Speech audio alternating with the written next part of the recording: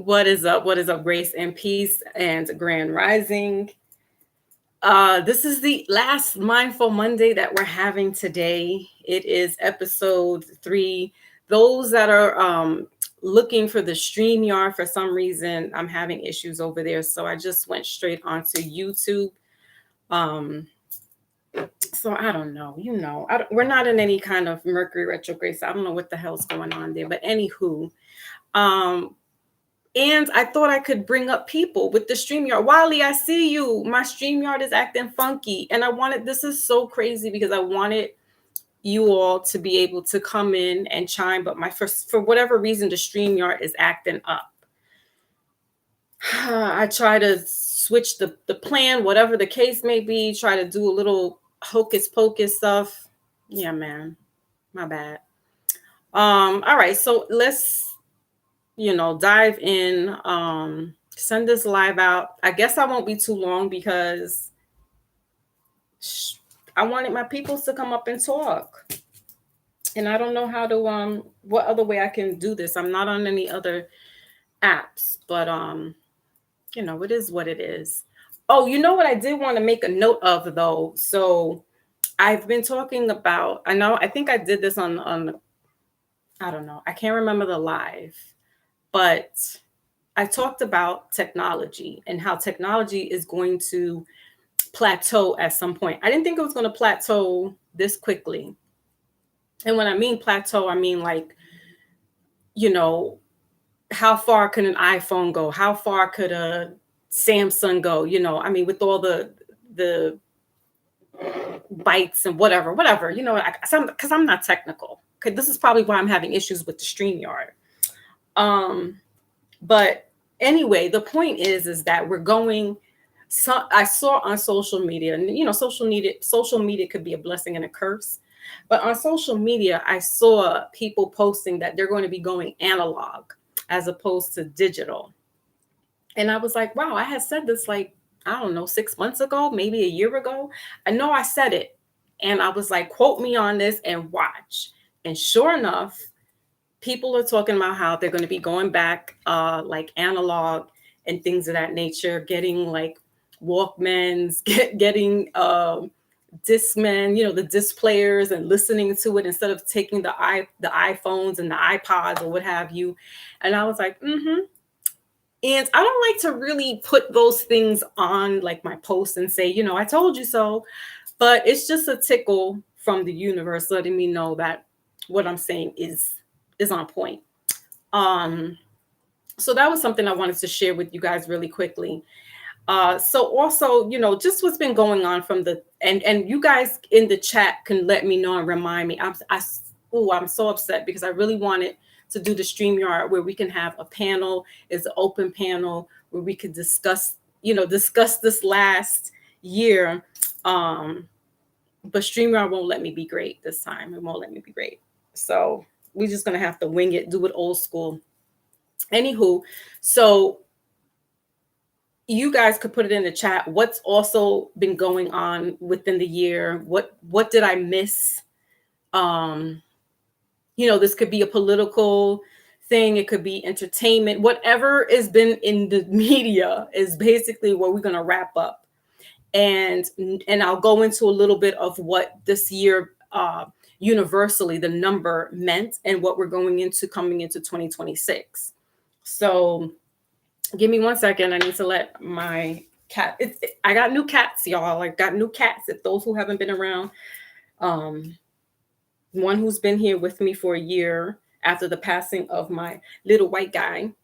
So I got an all black cat now. And then my oldest gifted me my baby who passed away last February. So I got 2 girls now, and they're actually the most adorable things. I thought I'm sexist, is what my daughter says to me. My youngest, she says, "Mom, you're sexist. You only like boys. You always look like, he's always on the man side." And I'm like, well, maybe because I'm hardwired to think like that. But so I was like, no girl cats, because they're like sassy and they have an attitude like most girls, right? But the girls that I have are like my boys just reincarnated. They're so lovable. They're so friendly. So they gave me back my hearts And so they're doing exactly what the other ones did and one escaped the room.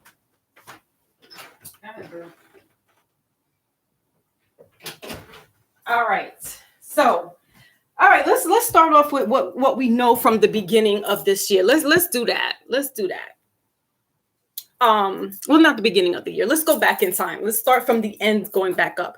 I put down Diddy's trial because that was like, what are they called? Not the trial of the century, but it was a trial to be watched. And 50 Cent's docuseries, because that's like the last little buzz that's been going on. Also the gorgeous Anthony Joshua. Where's my London? Where my England people at? Because Panero, is this your homeboy? Because what? That man is Adonis. Okay. We didn't know about him until he came across the pond and did that little bullshit, not bullshit because he got some money of that fight. I didn't watch the fight. But 2-3 days later, the internet was buzzing with this man. Buzzing. Too bad he's young. He's eye candy for me. But anybody who's 40 and under, that's all for you guys. But so he was just in an accident like 2 days ago or something like that. And because he's Nigerian descent. His mother's from Nigeria.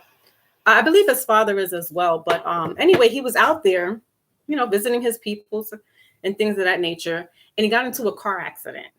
He's okay, but there's 2 people that are deceased. I'm not sure if they were driving with him or if they were in the traffic, but apparently he had crashed into a stationary truck. So meaning are you talking? Yes, Anthony Joshua. Yes.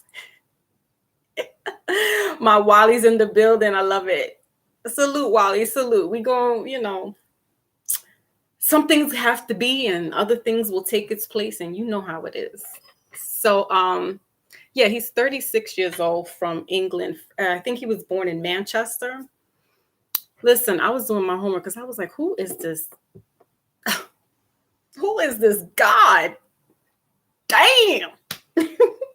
So there's like this reel going on with the Brits, like the British girls. They're like, please leave him. There's only like 5 British men. His best friend lost his life. Oh, so he was driving with other people, Wally? Or was he by himself? And he must have been in the car with other people then. That's terrible. And then, so, because we go into the supernatural bag here. Oh, that's terrible. And so one was Jake Paul put a curse on him. The other thing was he didn't say yes to some people. And that's a warning. I don't know. I really try to stay away from this what they call the wokeisms, because it's like once you can see certain things, it's like, all right. Was it a hit on him to take him out? Because rumor has it that he wasn't supposed to knock Jake Paul out. He was supposed to let it ride and, he take the fall. So I don't know. I don't, I'm not going to put nothing out there and say it's not possible. I'll say that. But it is kind of suspicious that he wins. He gets this big buttload of money and then he goes out to his native land and a fluke accident happens. Like, some people were like, they trying to Princess Diana him. I was like, ooh, like, guys, I don't know, but he does have some real estate in England. He's no lightweight. All right. He's definitely got some property. I'm telling you, I went down a rabbit hole with him for a little bit because I was like, who is this? Where have you been, Adonis? So he has some properties out in England, and again, I don't know if he's ruffled anybody's feathers, if the rumors are true that he was supposed to not knock Jake Paul out the way that he did. You know, who knows? But that's coming up to the end of the year. Anything is possible. Um, what else? So going back to the beginning of the year, and I'm skipping forward. I know there was a lot of little bits. I'm going to go back to my last 6 months because I see that that was the last time I did a Mindful Monday. Sorry, y'all. I just can't do the media. I can't. I just can't. I like to watch from the sidelines and just watch. I don't like to be in the front center too much. I like to watch. That's the Aquarian in me. All right. So Drake and Kendrick kicked off. Well, I wouldn't say that was January. I would say that was like more like in the middle of the year with the Drake and Kendrick beef. But it kind of set the stage of what we saw with now 50 and Puffy. They also say, watching a couple of astrologers, that Cancers, I don't know if I think Cancers, Libras, I'm not sure if it's Aquarius or and Leo, but they're going to be going in their villain bag next year. So please, I tell everybody this. Do not ruffle a Cancer's feathers. Because I think people mistake Cancers for being like soft-hearted, crybaby, they're so sweet. Well, everybody has a dark side. And Cancers can be like a Darth Vader. Hurricanes in the building. Salute, salute. I swear, I goofed up. I don't know what was going on with the StreamYard, and I really wanted y'all to come up and talk, because I don't really want to be up here too long talking about the same BS. I wanted us to all talk and, have an open panel, and I'm so pissed. I'm so pissed that the StreamYard, for whatever reason, is acting up. Then 50 is about to go crazy. Yes. You got it, Wally. 50 about to go crazy because he's just getting started. Now, I was watching the Star Report. This was like around the time that the docuseries came out. And he was saying, 50 has skeletons in his closet too. Like every dog has its day. And I'm like, yeah, but right now it's not 50's turn. So I don't really know the total beef behind him and Puffy. I know there was some Fruity Pebbles type stuff. I'm going to choose my words carefully here. We're still being censored under Big Brother. But, and I think there was the baby mama thing that Puffy, basically slutted 50 Cent's girlfriend out. I don't know. Can I say that word? We'll find out. But so there's this vendetta going on, right? Is what I'm trying to get to.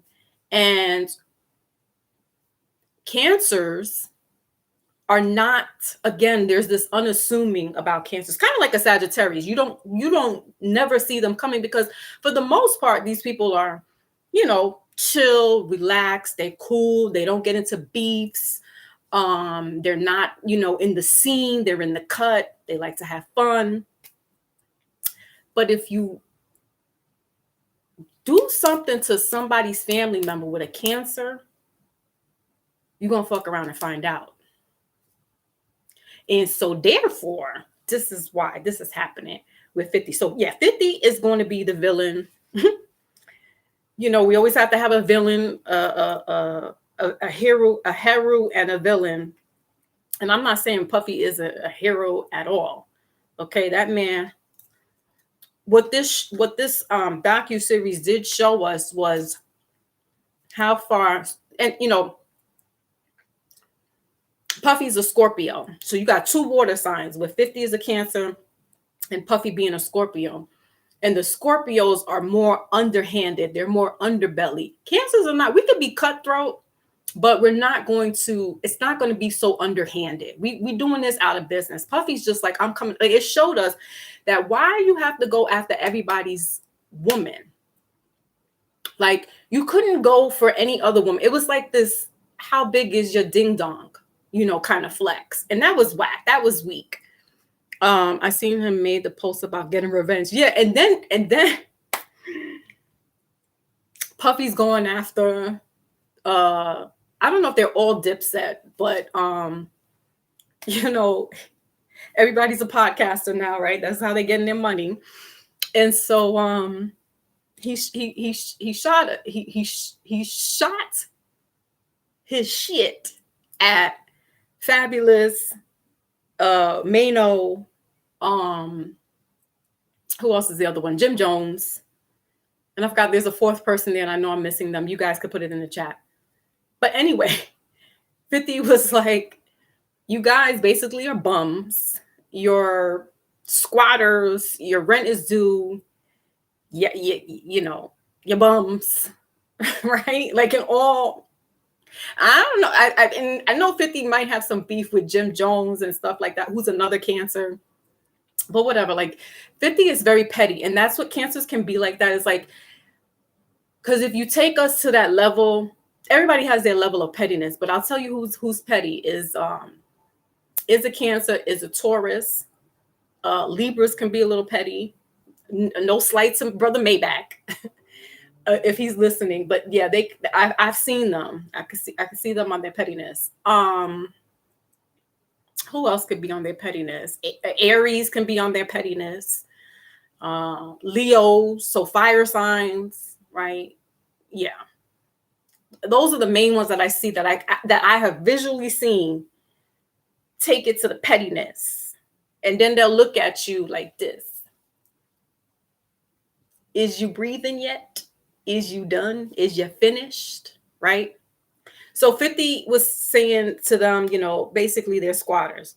And then he has the audacity to call the landlord to where this podcast is being filmed at, and says that, yeah, they owe, you know, all this back money, da da da. I'm like, damn, 50, like he's like a dog holding that bone. So 50 is really, nonetheless, it is very entertaining. So let's go back in the DeLorean to June 2nd, because that's when I did the last, I want to say the last Mindful Monday, and it's season 3, episode 3. And we were discussing Black love and Black excellence. This was talking about the Met Gala and dandyism and, you know, what that looked like and stuff of that nature. But in that, I did discuss Puffy being indicted on, he was being indicted, but he wasn't convicted of the RICO Act. He was convicted of the Mann Act and S trafficking and drug stuff, right? So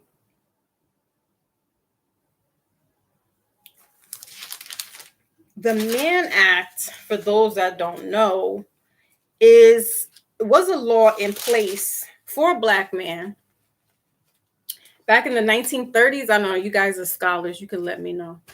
Back in the 30s, I believe, and it was a boxer.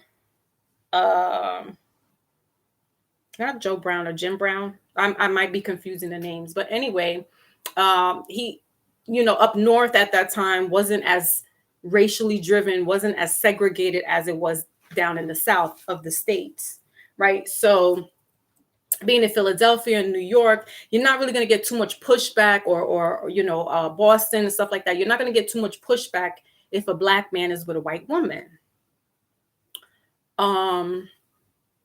You know, there'll be some discriminations, right? But it's not like the South. It's not the Bible Belt, all right? And he went down to Atlanta or Georgia at the time, and he had his wife, or so-called wife. I don't know if they were legally married. And when the law got to him, they thought that he was trafficking this woman. And, you know, to them, the white woman is gold, right? That's the standard. Oh my God, you got this white woman, this jungle bunny's got my white woman, right? So, and I'm using those words because that's the words that they use. So this is no slight to, you know, white people, Black people. I'm just saying the words, the terminology that they used, right? And So they locked him up, and when they realized that they were married, they let him go. But I think he had to do like a couple of days, or I don't know how long he served time for. But that's why they issued the Mann Act, was really basically not to transport women back and forth from state line to state line, but basically to keep the white women away from the black men and save them, basically. Now, there are cases where, like the Loving, I think they were in 1940s or the 50s, that got married in Virginia. There's another behind the story with that. That's not so about them being loving and being, it was more something else driven behind there. Like they said about Dr. King, these people fought more for the rights to integrate with white people and be closer to and not have a problem, as opposed to, well, we're really fighting for black rights. That's the rumor mill out there. They're throwing, Dr. King on the bus, saying, I mean, there are pictures of him. There's a picture with him laid up in Switzerland and some white woman's giving him a plate.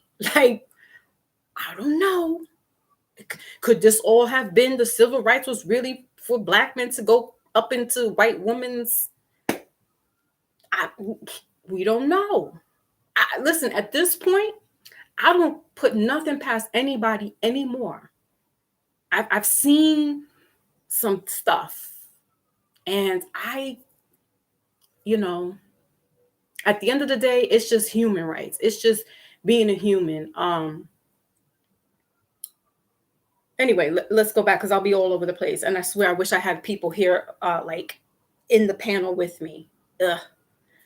So Drake and Kendrick, moving back past Puffy and them, and we're going to Drake and Kendrick. And that was the precursor of kind of like this beef that we're seeing now, where Kendrick just pretty much blasted Drake and saying the same thing, who Drake is a Scorpio as well, and saying some real dastardly stuff against Drake.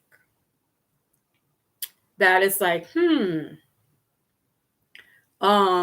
Drake is a Gemini. Kendrick's a Gemini. So all that. That's verbal. That's verbal. That's all. He sat there and thought about it. It's he writing it down. So I liked it for the culture. Meaning, I like that it was. It brought out this thing that we haven't heard in a while, which is like real rap. Like, we've been indoctrinated with BS for the past, I don't know, 10, 15 years.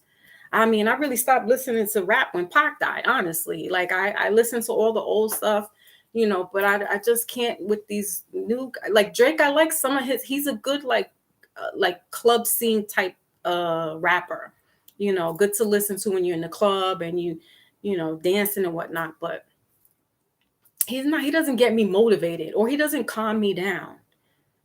So I need to hear that in the rap, where I'm motivated, in a workout, or listening, driving, like I'm feeling good, or going on that interview. Like, I need that type of in my ear type stuff, right? That gets you motivated. Or you're chilling and you just whatever you're doing to chill out, you're chilling out, and you have that vibe with the music.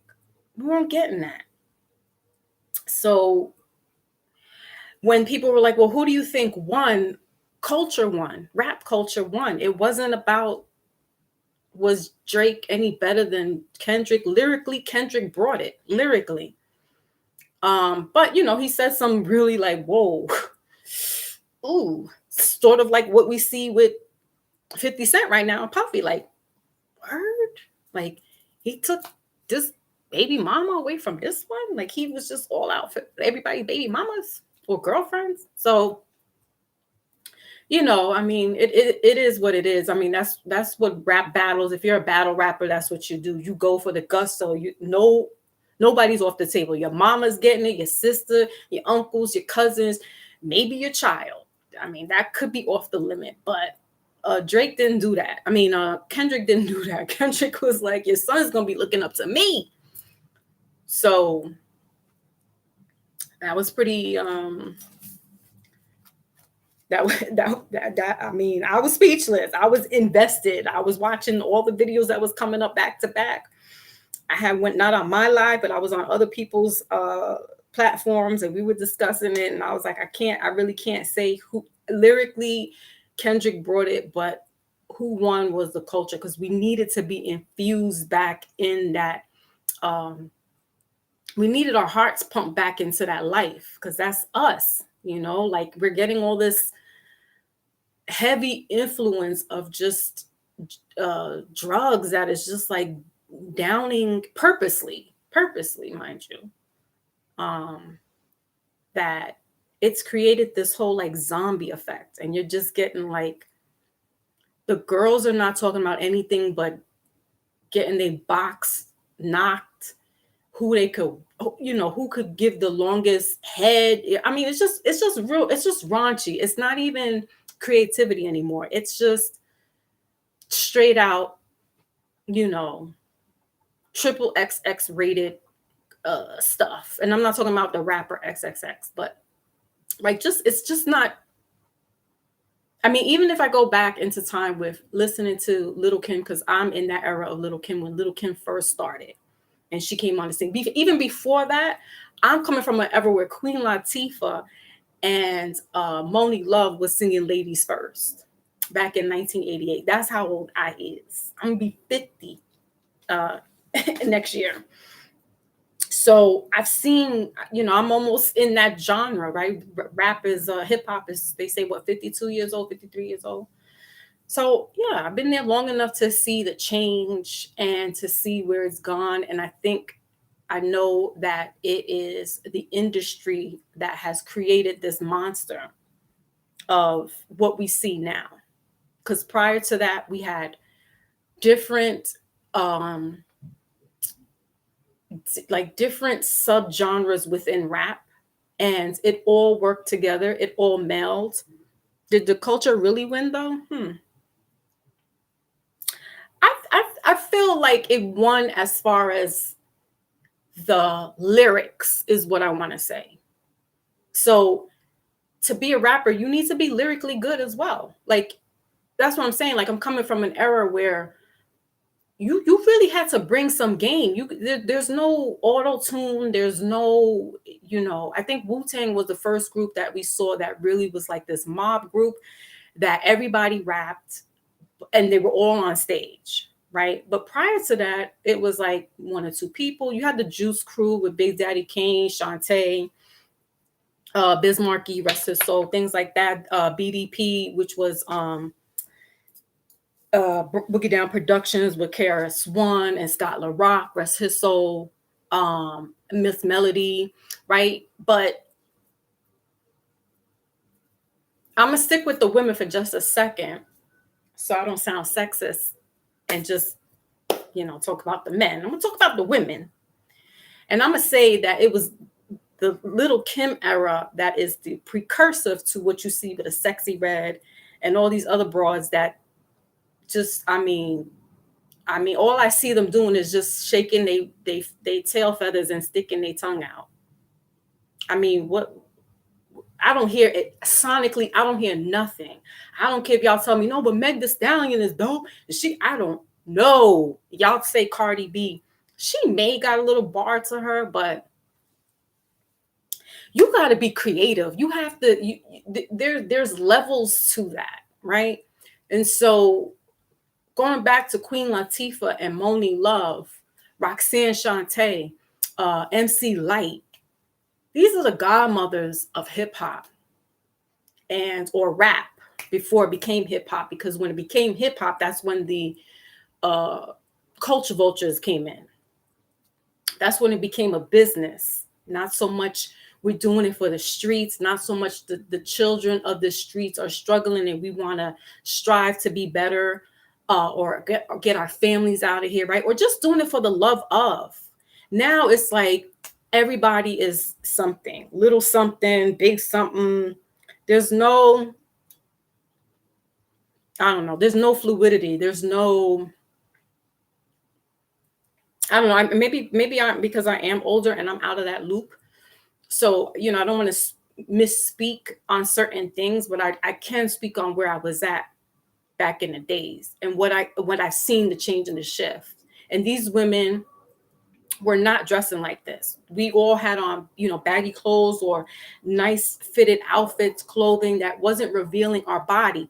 Remember, rap was a male dominated genre, and it was aggressive, and it was in your face, and it was like, you better come. I don't care if you're a female. Oh, you think you're going to come into this boys club and you're not going to get this work? These women had to show you bar for bar. And when Remy Ma, I would give Remy Ma a salute. She's got that battle rap type stuff, regardless of what you think of her, like show business wise. She's still raw essence, right? And she kind of like switched over, showing a little less. But I'm talking about the godmothers. They weren't showing their body out. They didn't have to sleep around to get their way in. If they couldn't get their way in, they create their own lane. They weren't talking to these industry people to sleep their way in, basically, right? So they had to really prove themselves, and they have stood the test of time. You could still see Monie Love, you could still see MC Lyte, and they're doing other things now, but they have created a lane of their own where it's respect. A song that they came out with together was Ladies First. And that put them do you understand what that looked like for me? Because I was seeing the dudes, but here we have the women. MC Lyte, do you know what that did for me? Hearing them, MC Lyte is a beast. Sonic, MC Lyte is a beast in her prime. So to hear that, my firstborn is named after Monie Love. That's how much she influenced and made me like, damn, this is dope. I picture somebody now naming their child Sexy Red or naming their child Little Kimberly. It's not that it don't hold that much weight because they're not showing you, like, Little Kim is a beast. But when she started having to show her body to prove a point, it started to become like, who's pimping you out, sis? You know who it was, and he's no longer here. I will not say his name because some people still, it's the beef. But he made her feel really bad about herself. And if you look at his other girlfriends and wife, it's no wonder why Little Kim went and changed her face and her body, her skin complexion, because she felt she wasn't loved enough. Why is he going over there with them? But I've been his ride or die. But she's the one that set, her and Foxy Brown were the ones that set the stage of wearing provocative clothes. And it's okay. I remember seeing Little Kim's first album on a bus stop in glass, full 6 feet. And she's sitting there in her little leopard print bikini with her legs spread wide eagle. And I was like, oh, okay, let me go get her album real quick. I mean, she was dope. That album is top notch. But that's what it did. Sex sells. And the ladies of before, the women that I just mentioned prior, they still didn't have to take their clothes off. They still don't have to take their clothes off to this day to show who they are. So it's unfortunate. It's unfortunate. My pink sugar's in the building. Yay. I wanted to do the StreamYard so y'all can come up here, but I don't know, it's acting up. So we'll do probably another live, and I should get the StreamYard together by then. Right, Salt and Pepper Hurricane. Okay, because they are the godmothers. I was doing that. What? The Cabbage Patch. They didn't have to show their body off or nothing. Nothing. But sex sells. And when they got into the industry, it changed a little bit. Left Eye had bars, so she did. She did actually. Rhapsody, right? And Rhapsody's Wally, that's a good point to highlight. Is Rhapsody's another one. Now I would consider Rhapsody kind of like the underground, like a Lauryn Hill. Who else is dope? Rod Digger from Jersey. They still to this day don't have to show their body off to show you how they could get busy. And I'm glad that they didn't compromise, because at least we have a litmus test here that we can show you where it went from where it is now, as opposed to just, if kids are growing up in this era right now, that's all they're going to see is Cardi, Megan, Sexy Red. I don't know about this new chick, Mariah the Scientist. She shows off her body a lot. I don't know. Some people say she's good lyrically, but whatever. Like, I can't even get into all this because there's like minions now. They just pop up like gremlins, and they all just like wearing the same thing. Everybody got the same BBL. They all got the. I mean, it's just gross at this point. There's no imagination. There's no, I come up in an era where, it's leave a little bit for it to be desire, for a man to like look at you, like you show everything up in front, you leave no desire, then he's gonna slut you out, because you showing, and I have these conversations with my girls, especially my youngest one, because my dad, rest his soul, he really raised me right. And he always said, he would ask, "Are you getting any tattoos?" And I was like, "No, Dad, I'm not getting any tattoos." And I was like, "But I do want, if I was, it would be like a dragon or a skull." He's like, "You better not get no skulls on your arms, and don't put no man's name on your body. If you wear like a short sleeve shirt or something like that, and you get a skull on your arm, and you wear a pretty dress, that just looks tacky." Listen, I'm 49 years old. I don't have no shoulder tattoos, and I don't even have my kids' names tatted on me, let alone a man, because I listen to my dad. Some of these young ladies don't have that, and it's unfortunate, but the mother needs to be saying that too. And yeah, the kids are going to do what the hell they want to do.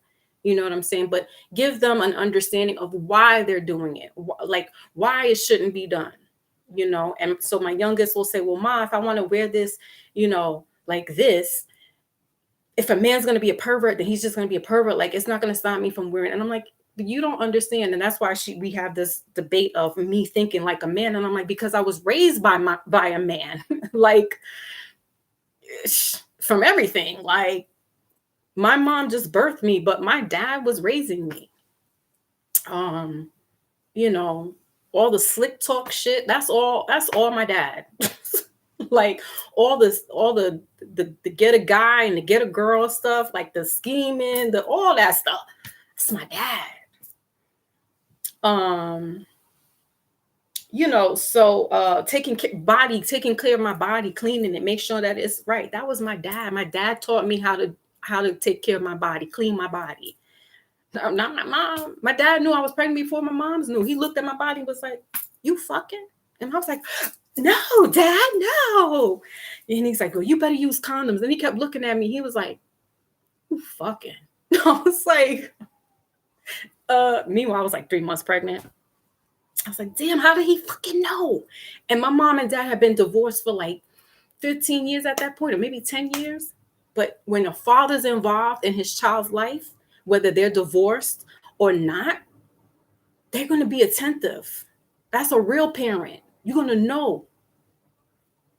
And I was like, or if I catch an attitude, "You got your period?" Like, that's just, he's blunt like that. Like, he don't sugarcoat nothing. He was like, "You got your period? Because you acting real bitchy." And I was like, meanwhile, I'm like 14. You know what I'm saying? Like, he did some mental, like, fuck me up in the head, like, with some shit. But it all is like, I get it. And it had me, now I can move the way I move. And no one could try to be none the wiser, because I'm on point. And that's because I had a man in my life taking care of me. I didn't need to go find a man to get a man. They was finding me. They was looking for me. They looking for me.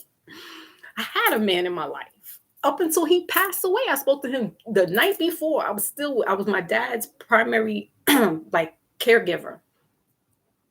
Not that he was sick, but he was by himself, and just being over there, taking, getting him food, hanging out, being there, like, just being his child.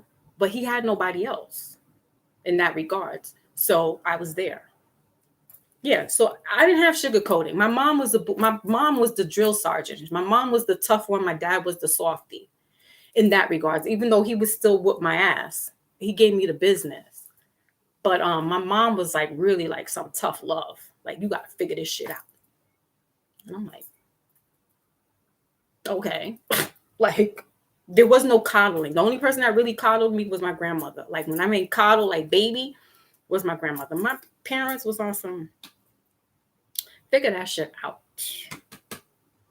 Okay. And these kids don't have that type of discipline. Some of the parents are scared of their children nowadays. These kids are on drugs. You don't know who you're talking to anymore. It's really just devastating. Dad showing off his superpower, right? I got no real baby. Uh-oh, what's going on here? Ant Dog's in the building. Salute, brother Ant Dog. You got no real baby. Yeah, and I think it's a generation too. I think it's a generation we're, Pink and I of a certain age, we're seasoned. And we're coming from boomer parents, or maybe even the silent generation, where it was like, yo, we don't have time to baby you, to make you feel good. Like they weren't doing the gentle parenting. Because they themselves had to get shit done.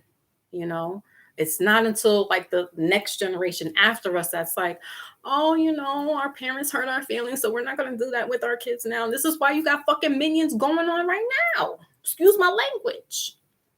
But your gentle parenting is fucking up the world, because you're letting them get away with anything because you don't want to yell at them. No, they need their ass beat. Call the cops. You getting your ass beat. Right. I'm coming from, my father would find anything. If he couldn't get to the belt, he's taking his slipper. He's taking a bat. Not a wooden bat, y'all. Trust me, there was no child abuse going on in the house. The beatings were warranted. And I was Little Miss Attitude. None of my parents' friends wanted to like watch me because they was like, she got a nasty attitude. I'm talking about since I was like 9. I had a nasty attitude. So yeah, I was getting beat every other day. Grounded, punished. They didn't have no freaking, I didn't have Atari in my house. I didn't have Nintendo. It was go in your room and go read a book. Figure it out. Same thing. If I was bored, I wanted to go out, couldn't go out, go in your room, read a book. Go do something constructive. I hated that. I was like, oh, I hate you. I hate you. Right? But yeah, we weren't babied. And that kind of goes into what I was talking about with hip hop, like with the rap scene. And again, the pioneers are all in their 50s, late 50s. And they all had to, get things done, but most of them were coming from 2-parent households. And even if it was a 1-parent household, that parent was still like, blue collared, working, making stuff, happen for their family. And there wasn't this babying, You might see memes going by like with the Gen Xers and them having to figure it out and go outside and don't come back in till the lights come on, and your parents literally kicking you out the house. They don't even know where you're at. We had to navigate shit. Like these kids got all access, and it's just dumbing them down. So I salute people that are saying now they want to go back into analog and revisiting that, and not just for nostalgia, but they realize like technology is just like slowly dumbing people down. It's too easy, it's too accessible. Chat GPT, what is that? Like we have to go to the library to find the shit out. Nobody on our block had a computer. A what? You lucky if you had a color TV, not only 1, but 2. You were lucky if you had that in your house, let alone a computer. So yeah, man. Yeah, times has changed. Lighthouse in the building, brother Smitty's in the building. Salute. No video games, no problems. Right, go outside, figure it out. And that's where our imaginations came in. This is why the pioneers could say a lot of stuff that's creative, because we had to be outside. Some of us are latchkey kids where we really was outside.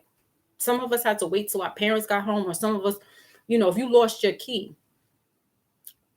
one or two or three more times, you're going to go stay with the neighbor because you're not losing your key. And I got to worry about who's coming into my house.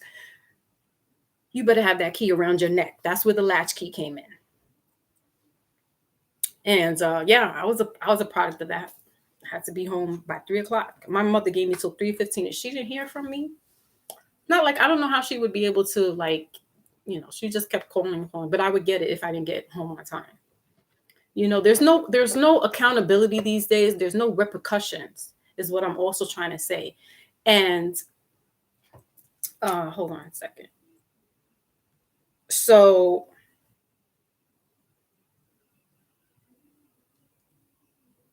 so so there's no accountability, there's no repercussion. So we just free for all of this shit, and it's like, look what it's gotten us, look where it's going, right? um so moving into what's been going on throughout the year, I know recently I saw that Trump did some damage out in Nigeria. Like, part of it is like propaganda. Part of it is like, all right, we need to be aware, what's this all mean? What does this look like for the US? Right? I have been catching the buzz on getting um, silver, so buying up on silver because the price has been going up. So whenever there's any kind of war going on, the price of silver will go up.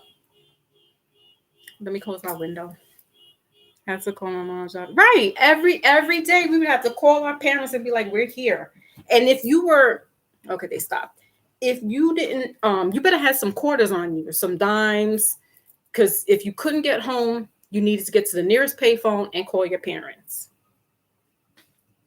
It put a lot of responsibility on us. And I think that's why this generation also, they don't have responsibilities like that. Clean your room, take the garbage out.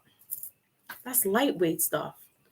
How about taking your siblings across town by yourself while your parents had to go to work, and you being the sole person in charge of them for 3 hours until your parents got home? That means you had to pick them up, get straight home, fend for them, figure out what little snack. And if your parents didn't have no food like that in the house, you fucking waiting until your parents got home or your mother got home. You sitting up there eating crackers and cheese as your snack. Like, what? Let's be for real. These kids, these families, I mean, bless their hearts because they realize. But I'm saying, like, I come from a family that was a blue collar working class, but we were just an inch away from poverty and an inch away from making it. So there'd be days where it's like, and that's a 2-parent household. So, and when my mom's, she got the divorce from my dad, she went and got another job. Like, she made stuff happen. And because the other thing was, she didn't want us going into a regular public school. So we went into Catholic. So I was in Catholic school for 9 years. Because my grandma was like, you're not putting her in no dumb, she's too smart. She don't need to be in no public school. But it costs to keep that going. And my mom did that, and she did that for my siblings as well. But she also took other jobs that, to keep that going, keep her bills going and things like that. And you do what you got to do. Right? So you may not have a great Christmas. You may not get what you wanted. And kids don't understand that. They don't understand the strife and the struggle. And I think the way my parents were is how I could be able to relate to my children and let them know, hey, listen, it's not looking like that this year. so they don't be set up for disappointment. You know how disappointing it is to be like, yeah, yeah, yeah, you're gonna get that for that kid, and then whatever happens, you lose your job or money's tight and you can't get it. You got to pay, bills, whatever the case may be, and you can't get them that thing. It sets that kid up for a disappointment. So be real with these kids. Let them know. I mean, you don't got to tell them everything, but they need to know, yo, this is what it is. Like, don't sugarcoat shit. That gentle parenting, I don't know. I don't, it's cute for a toddler. But when the kid is 8, 9, 10, 11, 12 years old, they need to be faced with some realities. And they may have to fend for themselves. And how do you do that? I tell my mother all the time, I say, you must have really had some faith in God, because to let your young children go across the Bronx in the 80s by themselves while you were in Manhattan, a whole nother borough away, a whole nother half an hour away, that anything could happen. I'm coming from the time of when the white vans, when people make fun of it now, that shit was real. That's real. Them white vans and shit. They make jokes about it now. It's not funny. Everything is dumbed down. That's what I'm saying. Like, technology has made us like, everything is, fun and giggles and shit. And I'm not trying to say live the hard knock life, but keep it as thorough as possible so that these children understand that this world is fucking crazy. It's beautiful at the same time, but there's a lot of stuff going on, and you can't keep your head in the clouds and just think fun, sunshine and rainbows all day long. No, you got to be for real. So yeah, that was that with, and I don't really know too much of why Trump went into Nigeria, besides it having gold there. And we have no business. Like, that's not our business. You know what I mean? Like, we're over here struggling in the States. Like, really, there's a real big, we're strapped for cash. And it's only the real rich, the wealthy, and then it's the poor. That's really it. They really made it so that the middle class people cannot strive anymore. Like I said, my parents, it was a 2-parent income. They were able to afford a lot. Sure, maybe the things were a little cheaper back then, but listen, we were coming up under Reagan. I mean, like, yeah, we're kind of like repeating history here. But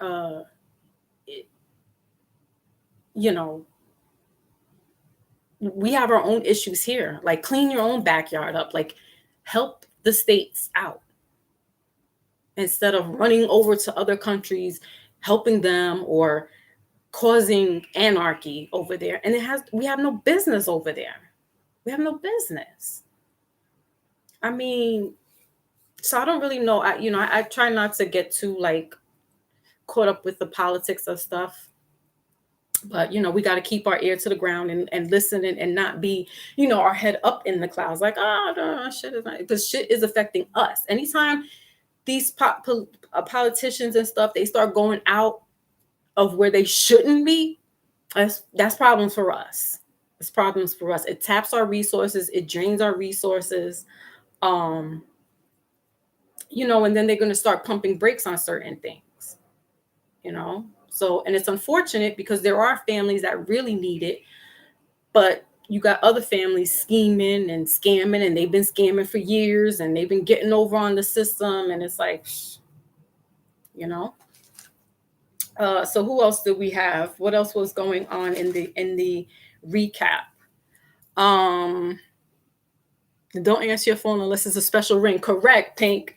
Or the doorbell or the phone. They had a code. My mother would do the hang up, ring, hang up, and then ring again. That's that was mom calling you. I had to, yeah. This is why I find it crazy when people say, I want to give my kids what I didn't have. Yeah, and then you'll be in a hole when you give your kids everything that you didn't have. I mean, I gave them necessities and I spoiled them, meaning I got them like PlayStation. That's spoiling, right? Because that's not a necessity. You don't need that.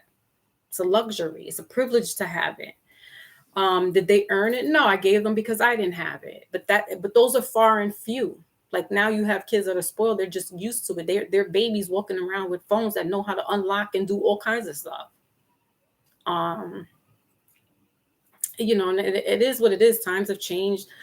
I don't really like change too much, so I have a problem.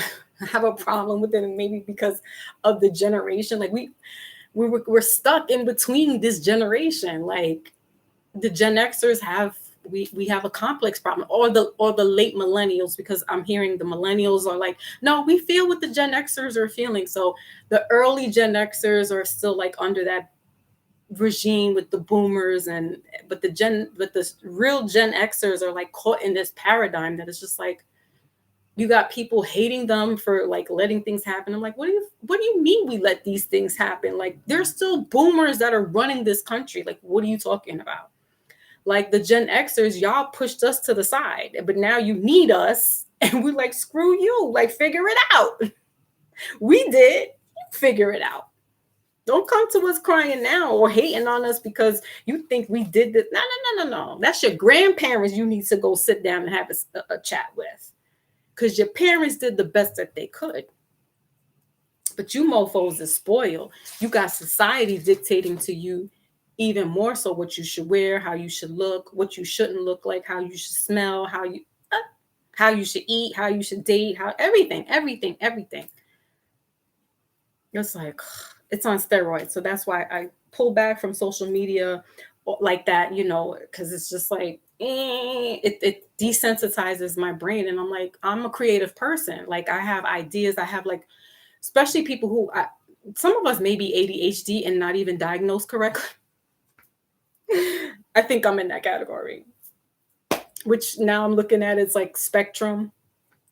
I wasn't hyperactive, but I was, and I still am, like attention deficit in some ways. Like I have to be very mindful about, all right, you just did this, now you got to do. And yeah, it's with age, but I think I was always like that. And I had some hyper, yeah, not anymore, and not any more hyper than the typical kid, but definitely attention deficit issues. Like it was all making sense. Somebody brought that up in a conversation, and it was like the spectrum, and like if these were signs of you, and then you realizing it as an adult, you're like, oh, that makes sense. But people who are like that is because their brain cognitive functions on a higher level. And it makes sense why some people, you would think that, now I'm not talking about like full on autism, right? Even that is like, I think those are like angels in disguise because their brain waves are completely different. But I mean, like somebody who does have like an ADHD or what are the other ones? No, don't get me to being diagnosed doctor here, but specifically the ADA kicked into me, or ADD, because I was like, when I was a kid, I would play with like one set of toys or whatever, but then something would catch my eye, and then I'd go run to play with that other toy. And I know that's a typical child behavior, but when you start like getting older and you reflect back, and then you wonder why certain things you do now, like the characteristics about yourself, you're like, yeah. And it's just because it's like you process things a little differently. So you might be a little more special than the other person, but it's the way that you function, how your brain functions. So you got to keep busy, you got to keep moving. But that doesn't mean like, the internet can, if somebody who's like on a spectrum, the internet can definitely be an what you call a sensory overload. And that's what made me think, because I was like, this is bothering me. Like I don't like to be on it. It makes me like, I like to do other things and move here, and my projects are there, and I can multitask at the same time. And it's like, well, how are you watching the TV, typing, texting, writing, and reading at the same time. I'm just like, I don't know, because I can. But no, that's somebody that's got a little condition going on, because it's like, how are you functioning like that? Like my husband will say that, like, why don't you turn one or two things off? Like you got the computer there, you got the TV. Like, why don't you shut the TV off? And I'm like, no, because the TV helps me. Like it's all in my head. Like, also, oh, like when people, what is it? That was the other thing, OCD, right?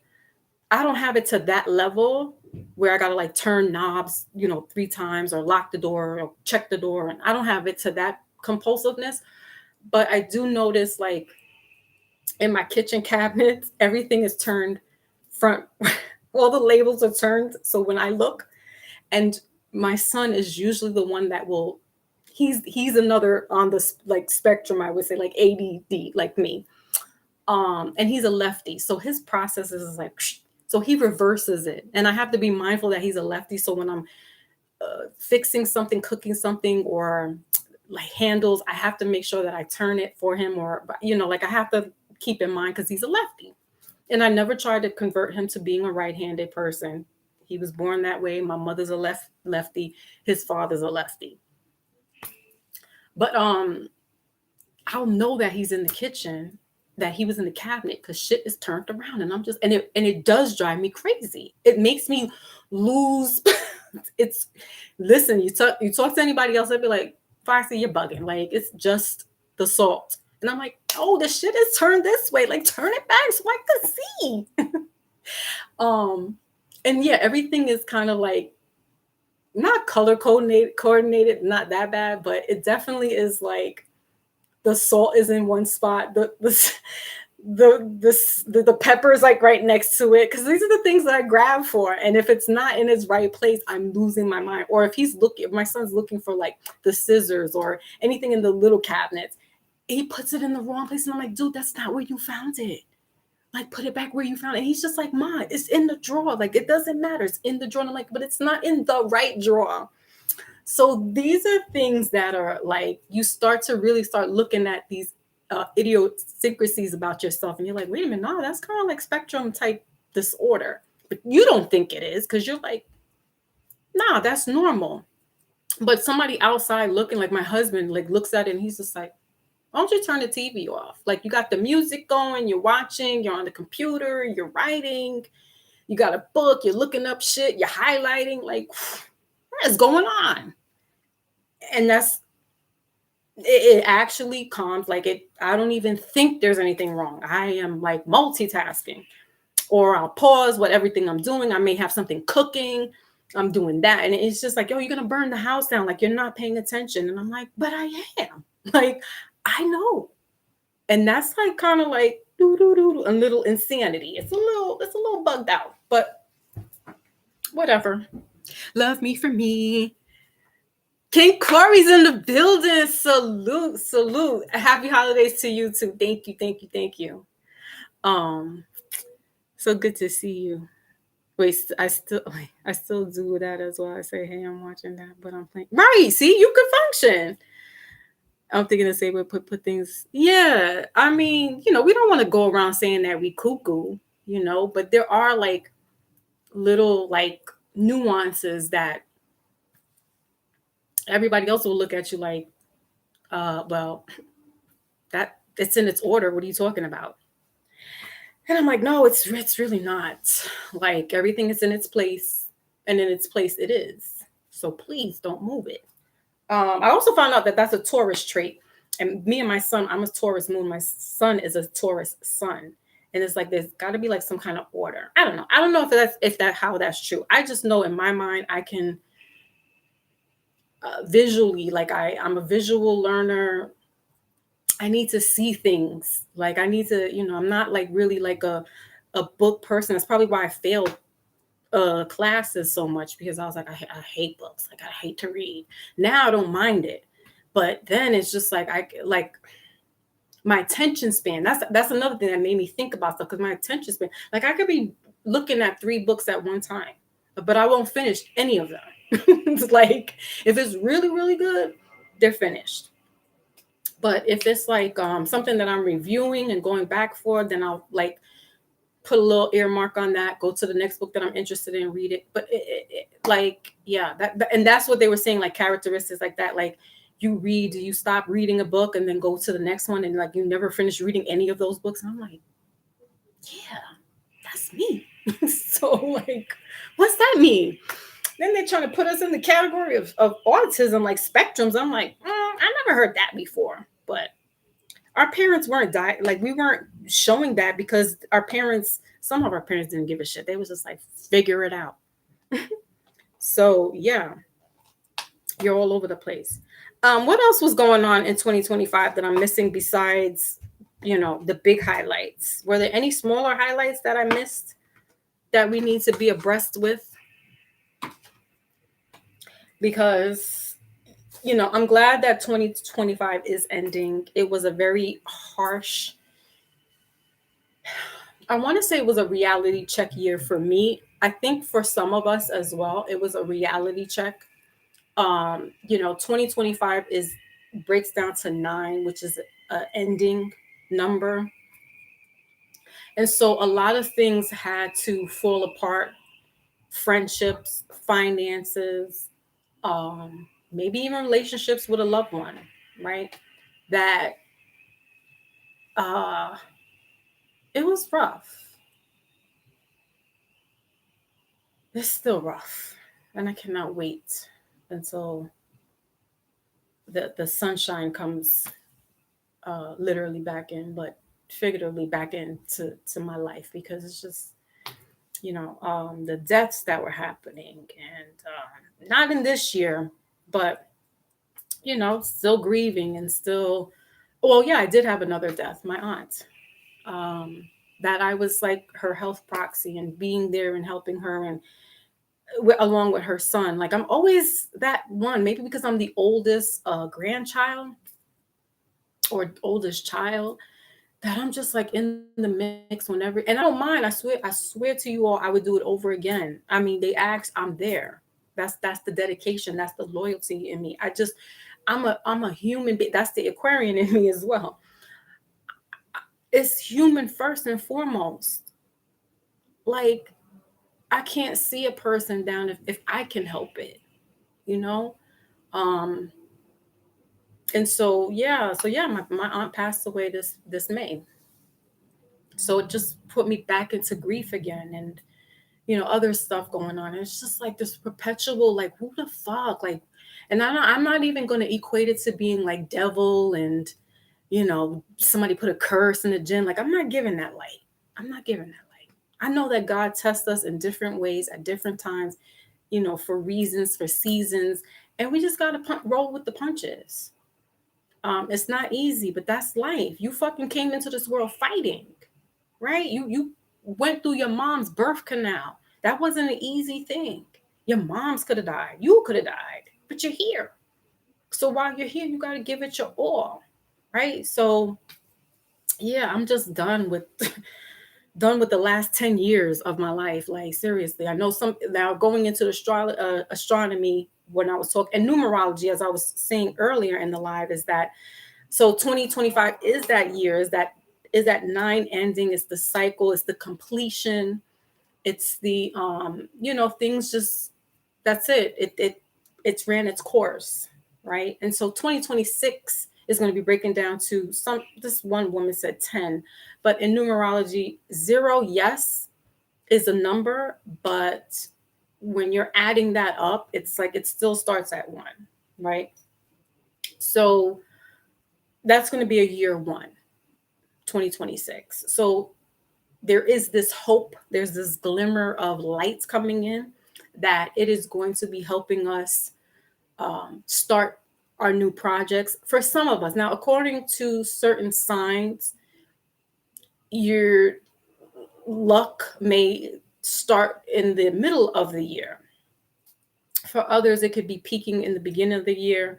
And I'll talk about that more so when I do the Capricorn season live, which will probably be the end of this week. Don't quote me, but I'll let y'all know. Y'all keep your notifications up so you know when I am going live. No, I came by force. I didn't agree to this. Oh no, Wally. Some of us, you know, I think I signed up, but I was like, damn. And it would make sense for some people who were forced and they are not, and they're having a hard time with life. Some people did sign up to come back because there were things that weren't finished that needed to be finished. Also going by your numbers, your birth, if you were born on a 1, if you were born on a 2, if you were born on a 3, you were born on a 26, all those numbers, if you were born on a 30, that all has to break down to its single digit. And whatever that single digit is that is your life path number. And it correlates to, the year, it correlates to the month. Everything is in numbers, right? I've spoke about this many times as far as with the um astrology and numerology, that the zodiacs, they could be hit or miss. The traits could be a little on point, but um the numbers don't change. Now, if it's a leap year, maybe, but remember what calendar we're dealing with as well. Okay, we're in a Gregorian system that was all used for taxes and finances. So, yeah, while I'm a Cancer sun in another astrology system in the Vedic, I'm also a Cancer. So I'm like a lot of like Cancer's just, I think that's why I'm like, I think I was supposed to be here. Now, how also could you find out if you were meant to come back here to finish out some work? It's if you have a master number somewhere, either in your life path or in your soul purpose. Again, you find that out with adding up and then bringing it down to the lowest number. So your soul purpose is what is the one to let you know why you were brought here, willingly or being a participant. And it can help you start to understand the things that need to be done, why the things are happening to you. Also, remember our generation, our ancestors, right? Somewhere along the line, some ancestors might have done some screwy shit, some screwed up stuff that perpetuated throughout the DNA and the genealogy of us. So we're not just ourselves, we are carrying our ancestors' cells within us. So we carry all the trauma, whether you're a star seed or an earthling, whatever, we carry these traumas along with us. So the burdens seem a little more heavier than it is to others. The hurt, the betrayal seems a little bit more hurtful to us than it does to others, because you're encoded with other DNA in you. And also the star seeds. Like, I mean, I don't want to get too far left and wooey on that because some people don't subscribe to that stuff, but we do carry the earth's DNA inside of us. All the minerals that we have, you can find it in the dirt, right? So it's no coincidence when you hear somebody, being buried from dirt we come to dirt we go, or something like that, right? Because that's what we are. Um, we have, I don't know, 70 something, 76%, 78%. I don't know. Don't quote me. Y'all know it. Y'all some smart cookies in the chat. How much water do we have in our body? We are water beings as well. Like, it's a lot. Like, that's what I'm saying. Like, that's the shit that we got to get into. And hopefully this year moving forward, we could start going into that, because this is what helped me these past 10 years, from going to 2015 on my journey of fasting, taking out certain food products out of my life. I'm not saying I'm a vegetarian, but I don't eat certain meats anymore. I don't eat dairy. I may snack here and there, like a little bite of cheese, but I mean, getting like milk and stuff, I don't do that. I don't eat pork chops. I don't eat pork, period. I haven't eaten pork since 2015. And I did that not because of weight loss, not because I wanted to help my body, because my body was going through some physical changes as well, um, but because I was going on a spiritual journey, and I wanted to decalcify my pineal gland, my third eye. So I was watching the likes of Brother Panic, the likes of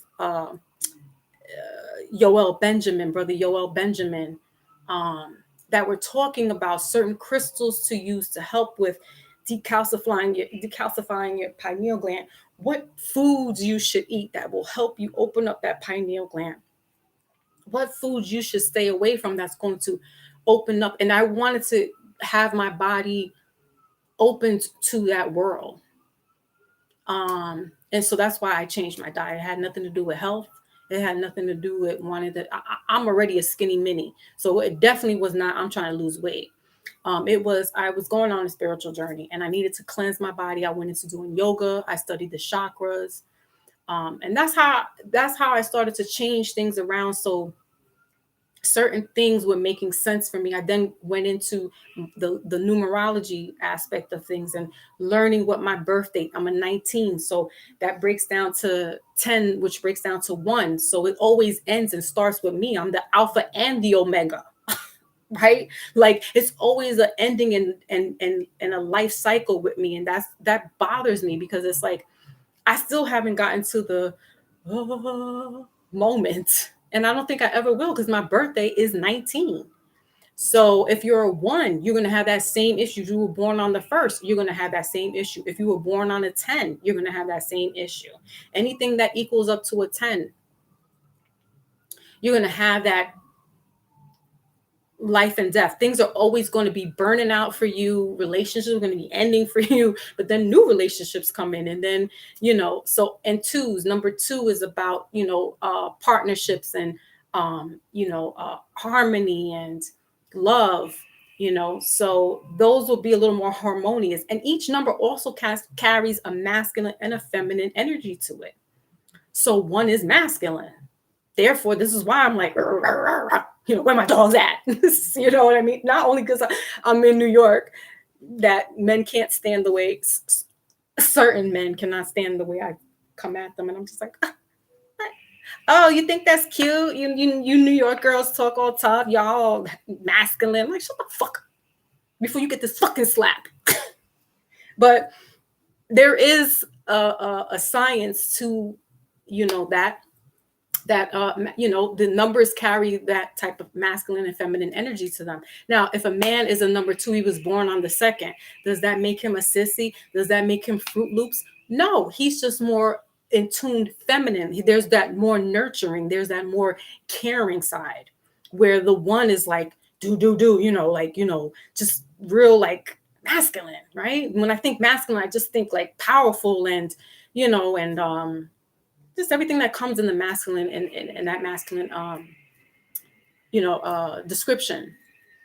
So you would need somebody who's a 2 or the opposite to help balance you out. So if you are a 4, a 2 would work with you. If you are a 7, a 3 would work with you. When I'm talking about life path numbers, if you were born on a 7, that doesn't mean that it can't work with any other life paths, but this helps you to understand your partner. This helps you to understand your parents. This helps you to understand yourself, these numbers. So while I will always talk about, the signs, I also like numerology because it makes sense. Now, again, your soul path. So there's 3 master numbers. There's master number 11, master number 22.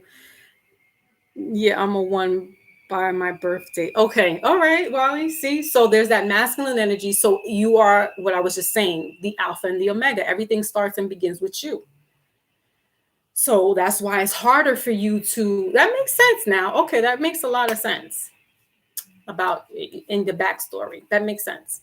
So yeah, it's harder for you, you gotta do twice the work because you are 1. If you were a 2, there's harmonious ways of working, cohabitating. 1s are loners. They stand alone. They They can get in with the crowd, but they're usually, it's kind of like Aquarian energy. We're in and out of that energy, right? So ones are a little, they're a little more stubborn. They're a little more hard headed. Any uh even number is going, and any number that equals to a masculine number is going to be a little more hard headed. It's just the nature of it, right? So does that mean a one can't be with a three? No, but it would mean to take a little bit more work, because three is that, that's that trinity. Three also is about harmony as well. But they can be a little stubborn. So, if you got a one and a three working, like I am a four and my husband is a seven. You talk about you talk about ugh. Seven is feminine, four is masculine. So it's like when you equal out. I'm talking about fours as far as when you equal out your whole birth date. If it's just a date that you're doing, that's also the life path number. But if you want to break down your whole birth date, right, 7/19/1976, that's going to equal to a four. Now, if you just want to do it basically, I was born on the first, then you would be a life path number one. But if you want to get real technical, you could break down all the way your birthday, and even your name. Your name holds numbers as well, right? So if you break down Wally, W is, I don't know, what number is W? Anyway, I'm not good with that. I got to get my book for that. But W carries a number, A carries a number, L, and Y carries a number. You add all that up. Even if it's a nickname, ladies, for us that are married and we've taken on our husband's names, and that's the name you use longer than your maiden name, you use that name and you break that down. You can even go back to your maiden name as well and look up what that, and that carries, like my understanding from the numerologist is that the maiden name, because it's the father, it depends. But for the most part, you're carrying on the father's last name, right? You're carrying that father's energy and his side of the family. So it's deep, guys. It's deep. It's deep. It gets, and I have to put that down sometimes, because I'm always doing that kind of homework. That's what I'm doing. My husband, like, what do you got? What are you going in now with? And I totally decompress and watch like a black and white show, or binge watch on Supernatural Netflix or something like that. Like, because I'm always like, my mind is always twirling to see what else doesn't make sense. I always want to see what makes sense with shit. Let me see what their sign is. Let me see what number they are. Oh, this makes sense why they act like this, because they're a number this. Numbers don't change. The zodiacs can change, because if the moon is in a specific sign for 2 days, everybody's going to take on that energy. I don't care who you are. I don't care if you're a Sagittarius, if you're a Cancer, a Taurus, Capricorn, you Scorpio, you're going to take on the sign of who it is for those 2 days, right? So, for that part, it changes. But your number, your birth date doesn't change. Ladies, your number, it will change. Like I just said, if you are married, you take on your husband's name, or even if you don't, and you like split, like a aunt of mine dropped her middle name, and she kept her maiden name and her last name, her married name together. So everything that any type of legal document, she no longer uses her middle name. Her maiden name is her middle name, right? So she still carries all that. So you would, even if you do it that way, you would add all those letters up to its single number, and that's the the life path number. Right now, soul path, I was just talking about master number. So we got master number 11, master number 22, and master number 33. Those numbers don't generally get broken down for the most part. If it's 11, it's not going to be 2. If it's 22, it's not going to be 4. These are specific numbers that resonate differently. And master number 22 is a building number. It does carry that 4 in there, but it's also it's a two, so it carries duality, right? Um, so your soul path number, knowing what that is, if it is a math, if your soul path is a master number 11, giving you an example of my own soul path. Yeah, it shows, and I cross references like, no, mofo, you signed up to come back down here to do your soul purpose. And this may be your last incarnation if you subscribe to incarnations, reincarnations. But I'm supposed to be where I am now with all that I'm picking up, with all that I'm learning. Um, it was there, it lay dormant. There were certain things that had to spark it to crack open the spiritual world, if you will.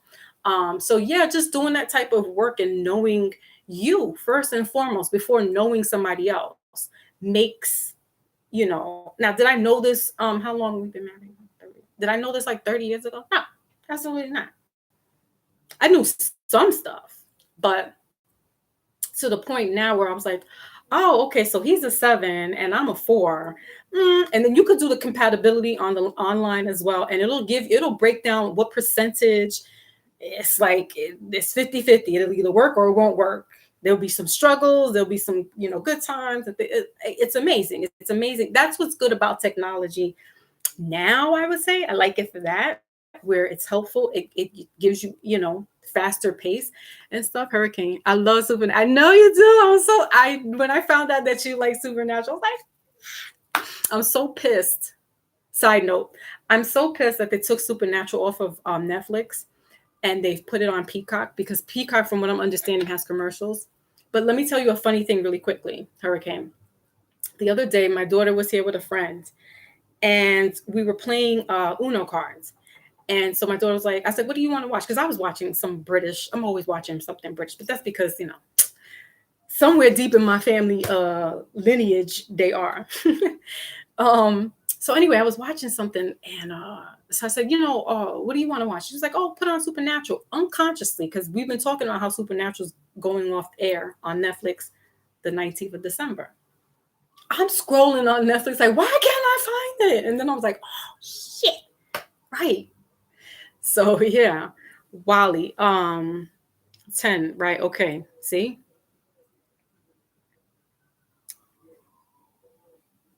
My name equals to a 4, but birthday equals to an 8. Well, it still carries the for Hurricane, it still carries that 4. So that's also that masculine number.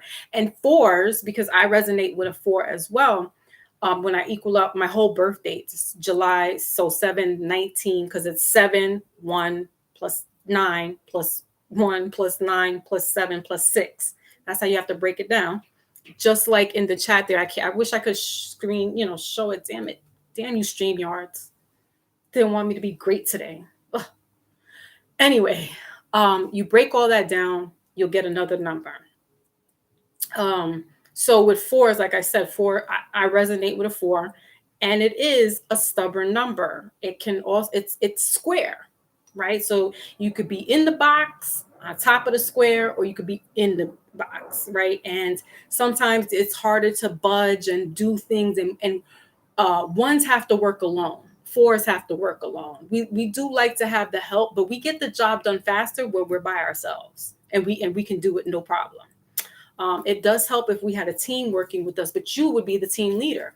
1s and 4s and who else? 8s.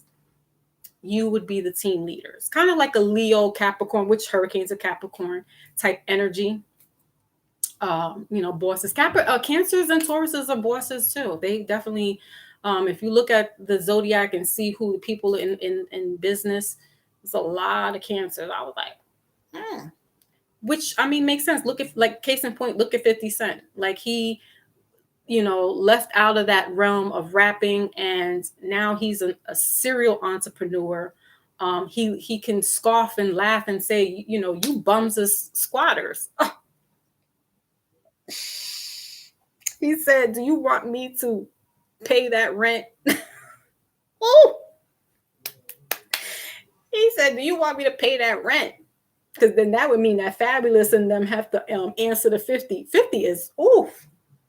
That's what I'm saying. Please do not push cancers. They it's been warned. Please do not push a cancer next year because they will show you they will be in their villain era. Trust and believe, and you don't want to piss a cancer off. Because cancers bring the light. We are like Leo is the sun. We are the moon. We shine. And you want to come fuck with us? Don't do it. Don't do it. Because we'll make you. It's kind of like Tupac, where he's like, what did he say? I'll make all your kids won't grow. You know, I'll shoot you so all your kids won't grow. So I'm like, that's my spirit animal right there. Like he is my spirit warrior. Like, ugh. That's who I need. That's the type of music that I listen to get me out of my funk, to make me feel good, to make me want to punch somebody's lights out. Yes, all of that. All of that. But mainly he talks me off the ledge a lot. So we need that type of music back. Casino's in the building. Salute, salute. Thank you for coming through. Casino 79. I'm guessing you are in the Gen Z. Oh, I watched Doctor Who. Yes, Hurricane. Oh, you need to have a watch party one day. And I like the 70s version of the Doctor Who, the one with the little afro, the curly fro, and he had the long. That is my dude. That's because I grew up with that. But yeah. So Wally, numerology has life path expressions. Correct, Wally. Thank you. That's right. Wally says in numerology, life path, expressions, soul urge, and heart desires. I think they more depend on the service you may use. Correct. So your heart desire has a number. Again, using your birth date. If you just want to use just the day you were born, you could do that to find out your life path, your life expression being, how you socialize with everybody, how are you out and about in the world. Your soul urge is what you're supposed to be doing here as a soul being, right? Heart's desire has to do with love for self, but generally love, how you love with others, your mate, your partner. Doctor Who, yes, he just got an award too. Tom Baker, yes, he just got an award, like lifelong. He should be Sir Tom Baker at this point, because the man's like 80 something and one of the best Doctor Who's. Like, are you serious right now? Sorry, y'all, we're going off on a tangent, but anyway, what else was going on in 2025? Like, I don't really want to make it personal, but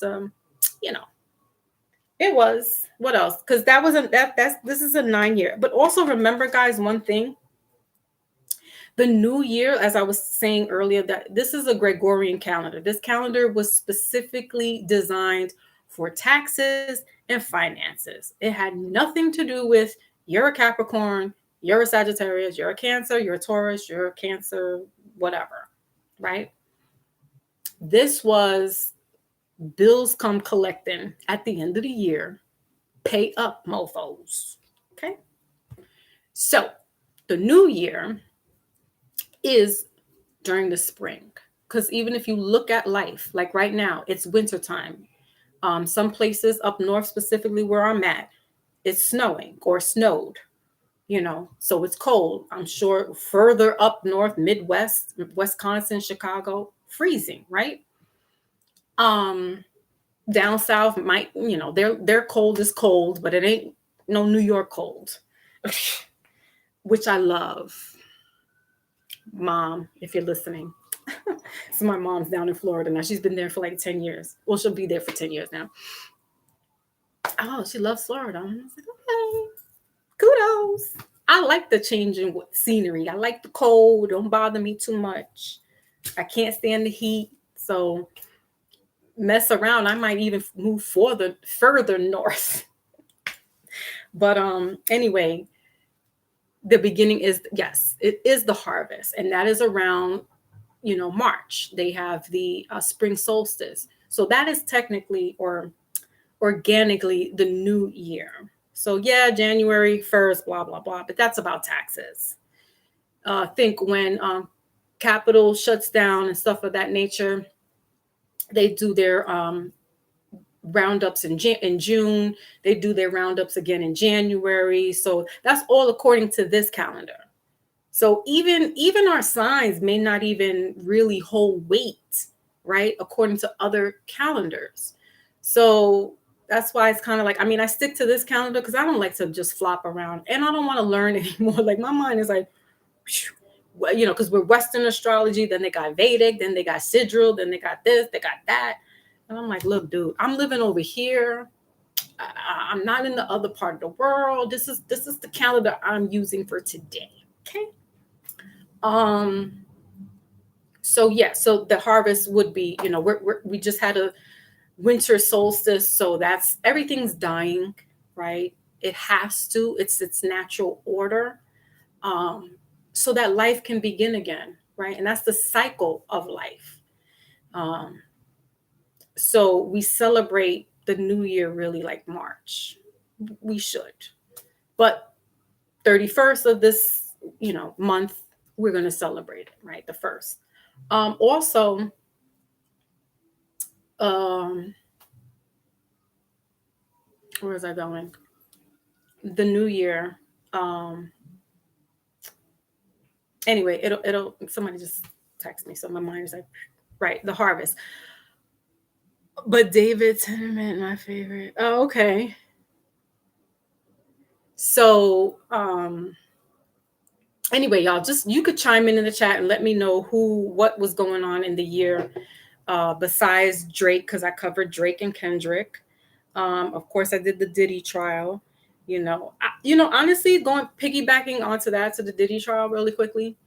Um,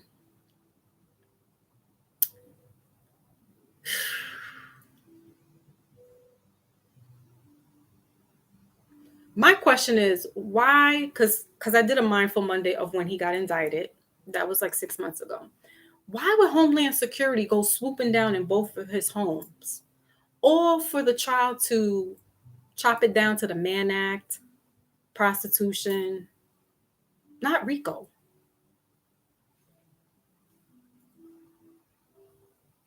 And listening, and then people were just like, oh well, it's really just a trial of his sexual innuendos and things of that nature. And I'm like, okay, but he still was having people paying people to come see him. I guess that's where the prostitution is. Was he, I mean, oh, excuse me, y'all. RICO, let's go back to what RICO is and why it was created. So it's racketeering, blah blah blah blah blah, right? Y'all could fill in what RICO is. But I've known it to be because of the mobsters, specifically in the East Coast, of course Chicago, but New York, Philadelphia, Jersey, Connecticut, but mainly in New York City, right? John Gotti. This is how they got John. Salute to him, because he was holding the people down. He was holding the people down. Teflon's on. And let's also be clear that John Gotti was not sending hits out to people in the community. It was strictly about business. So they were like, oh wow, he had people deleted, and he sent out hits on people and things of that nature. But it was all in business, because I didn't see he wasn't sending no hits out on unless you were doing business with him, or you were a black guy, or you were Puerto Rican or something like that, or Cuban, whatever, Dominican, you working, and he sets a hit, then he sets a hit. But he's not shooting up the damn park on some Bloods and Crip type gang, right? The man was respected. He took care of his neighborhood. He kept crime out of there. He fed back the community. So is he a hero? To some people think he's a hero. I just think that he was a person that just, took care of his friends and his community. He did some illegal stuff. They told him to relax. They didn't want no drugs in there. But drugs sell more than just a little nickel and diming and construction work, So you'll bring in that stuff. But so Yeah, Puffy wasn't really, he didn't have a conglomerate that way. So yeah, the RICO thing couldn't have stuck. But I was just like, well, why would they go into why would Homeland Security swoop down into not one home but the second home? Which then makes me think that there's something else going on, that he pissed off somebody and they was like, get this mofo up out of here. And I don't know if people were bought off. I don't know. I don't know. I don't want to know. How about that? But it's just mm, 4 years. I mean, it is his like his technically first offense, right? Even though he's got a trail of blood running down the aisles. I was just like, oh well.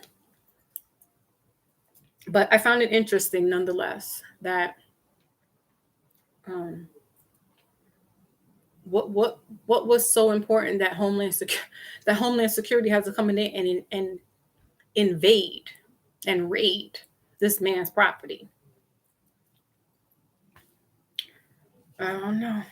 Somebody knows, because he was holding tapes, so he has some incriminating. He probably has some incriminating stuff on a lot of high power people. That was the ruse to get him locked up or get him out of the house so we can go in and take the stuff out of there. Because remember, you got to remember that Homeland Security works for who? For whom? Right? And that same organization, they've done a lot of dastardly, nefarious things and gotten away with it. They'll make you think that this person has done all this stuff. Meanwhile, it was them all along. It's the throw the rock and hide your hand, you didn't see me throwing it game that the Alphabet Boys play. Right? So, I mean, it's possible that Puffy had even maybe some Alphabet Boys on that tape. Who knows? Everybody wants to be with Puffy. Everybody wanted to be around him. And he was more than happy to have you around. So who knows? You know what I mean? So it is what that is. But he exactly, Wally. Nothing is what it seems to the everyday eye. And it's not meant for us. Like that's those messages, right? So when we're going back, so okay, great point. I love it, Wally. Great point. Because you know what? These people, and when I say these people, you know who I'm talking about, right? They use signs and symbols. They use numerology. They use astrology. That's why it's the Jason season, right? Whenever I throw Jason season out there, that means that these people start doing their rituals around that time. So that's July, August, September, October, November. That's what the Jason is each month. It's the acronym for the months. That's when they do their biddings, right? And not to say that they won't do it, they don't do it any other time, but they know about the energy that those months harnessed.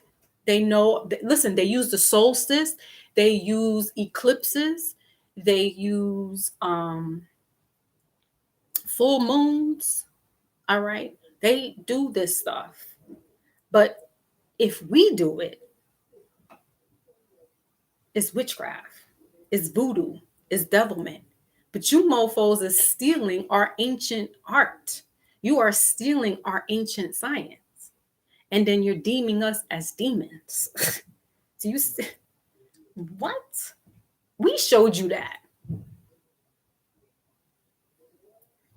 You took it and you ran with it, and you're using it for your devilment. You're the one who causes chaos, confusion, conflicts.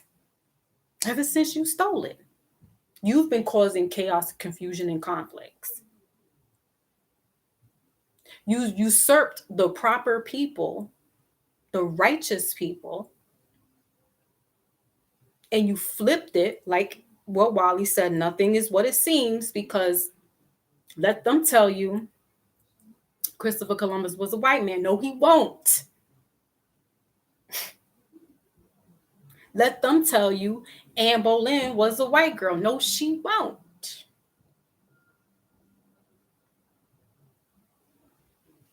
Let them tell you the king and queen of England. No, no, no, no, no, no. Mm-mm. And to go down the rabbit hole even deeper, the monarchs that you see now are, I don't want to say the underlings, but they are. They're the help, basically. They're the help. They're still melanated monarchs that you will not see them. You will not know who they are. They propped these people. It's deep, y'all. It's deep. It's so, yeah. They did that on purpose. And this goes back to the time of the Moors. Okay. They ruled. And some of them, as they call the dirty Moors, started sleeping with the help.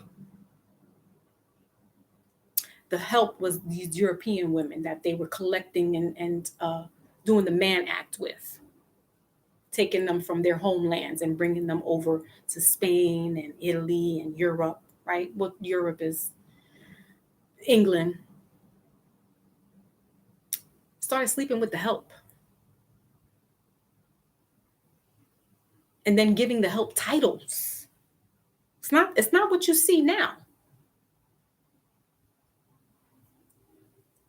Started giving them titles.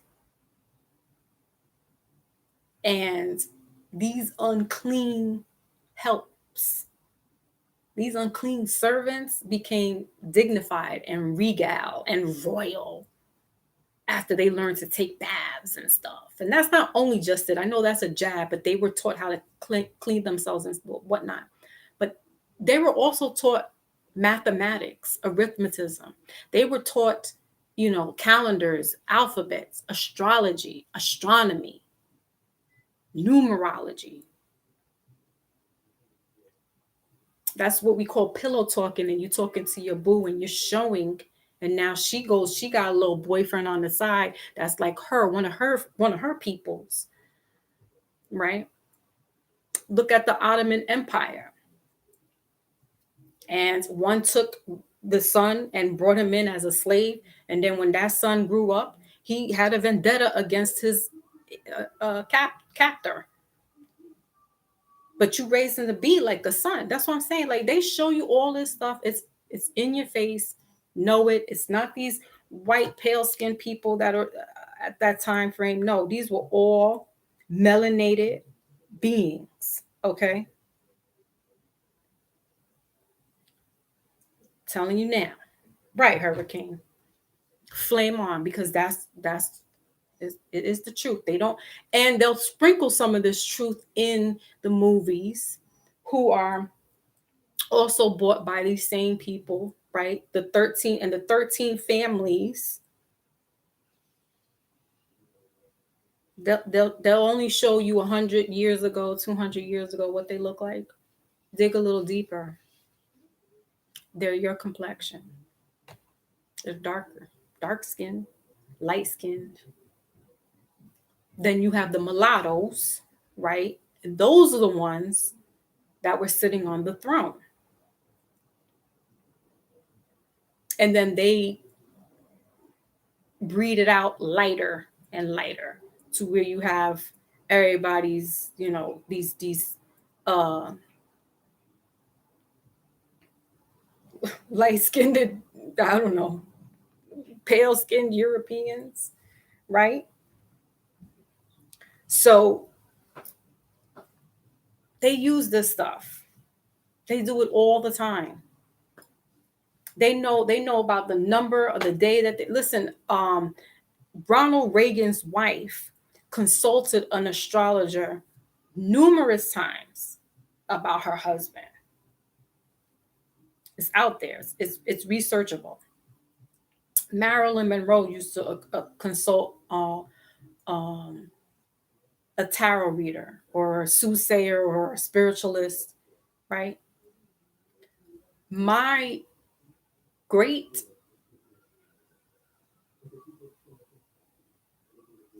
great grandmother, my mother's father's side of the family, she, Mother Jeffers, we'll call her her name Mother Jeffers. She was a spiritualist from Grenada in the West Indies, came to New York City, lived in Brooklyn, lived in Harlem. But while she was there, she was contacted to read the tea leaves, and this is all becoming Foxy Moon. I didn't know that. I didn't know all that business that she did. I just knew one of them did the tea leaf readings. I didn't know to the extent that they were big time in the number runnings, big time in the community, big time with the spiritualism. Okay, it's all started revelations within the past couple of years. So the Domino Sugar Company, the president, his wife consulted my great great grandmother. So this is what they do. And back then, in that 1800s realm and stuff, they were all into, seances and all that spooky shit. My family's like, this is what we do, though. This is what we do. That's in the land.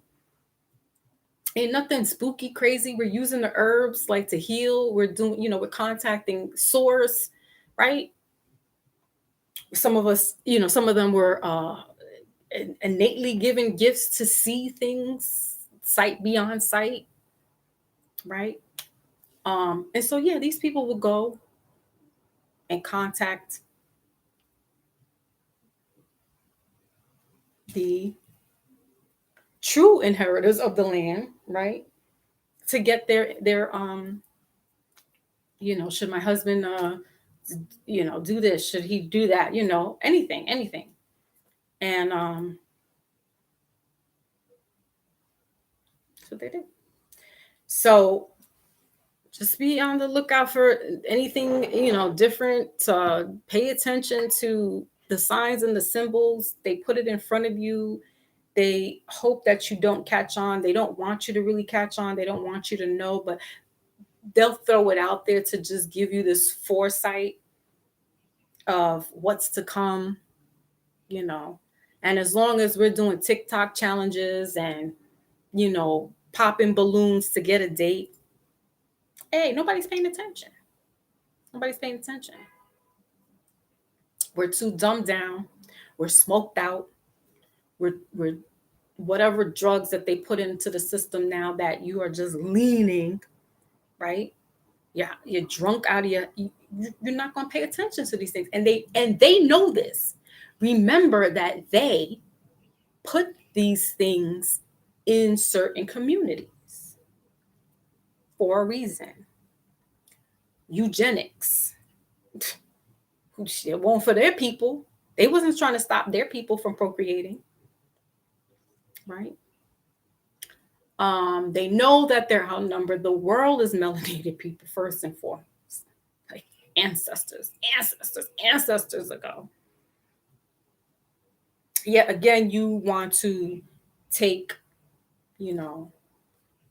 our knowledge, our occult knowledge, right? Our occultism, and turn it into something demonic and not pure anymore. And now it becomes spooky. So when you hear words like occult or Illuminati, illumination, you get freaked out because you're like, yes, and not to say that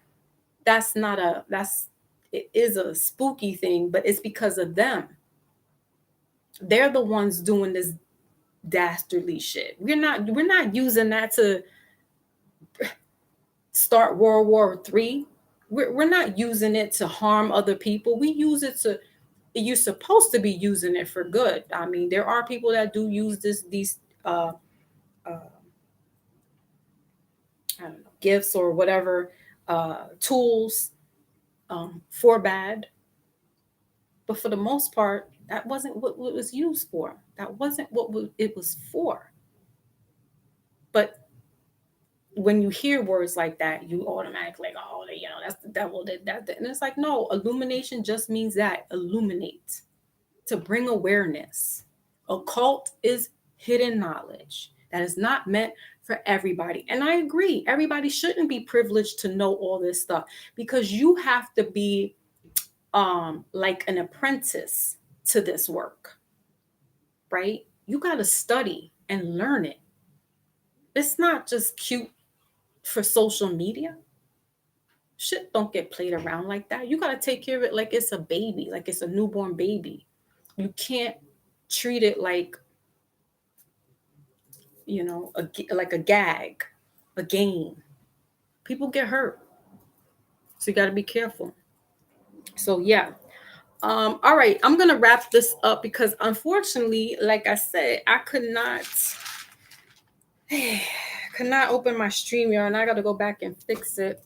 Um, see if I could fix it, and or see what the problem was and is. But yeah, 2025 was definitely a hurdle year, and we'll still feel its energy going into this new year. Why? Because as we stated before, you know, uh, by organic and nature, the new year doesn't start until spring. So March, April, right?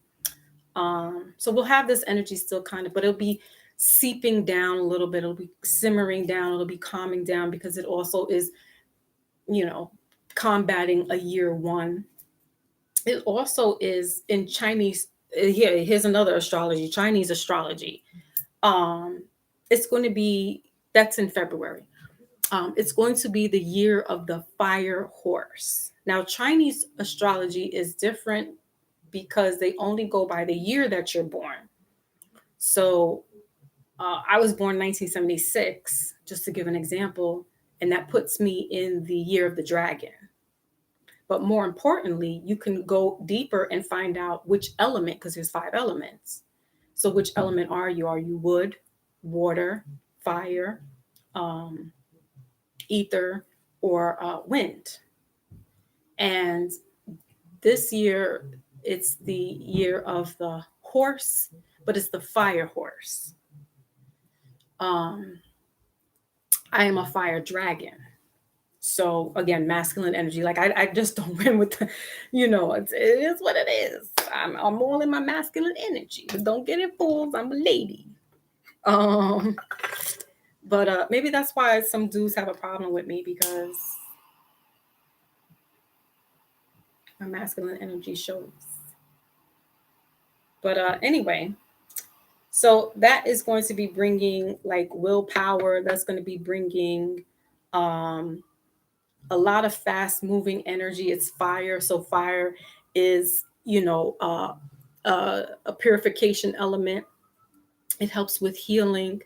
So healing these wounds, moving forward, starting. Some of us will be starting new relationships, new businesses. Some of us may be advised not to start, even though it's a new beginning. It's like there'll be certain times of the year that you could start on something, or leave it and wait. So again, using numbers, right?